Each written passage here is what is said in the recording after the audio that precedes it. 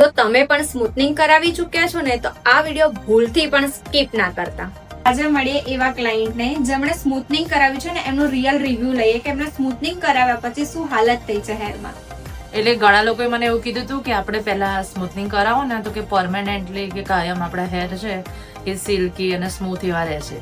તમે તમારા હેરમાં શું ફેસ કરી રહ્યા છો સ્મૂથનિંગ કરાવ્યા પછી? એના કરતા ના કરાવ્યો તો બેટર હતું. મારા પહેલાના વાળ મારે લાંબા હતા પણ પછી મેં આટલા ટૂંકા કરી નાખ્યા સ્મૂથનિંગ ના કારણે. ઓકે,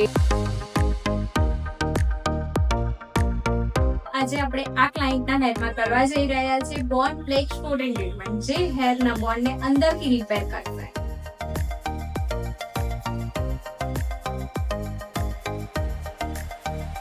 મને જેવું વિચાર્યું હતું ને એના કરતાં બહુ સારું રિઝલ્ટ મળ્યું છે પ્રોટીન ટ્રીટમેન્ટમાં.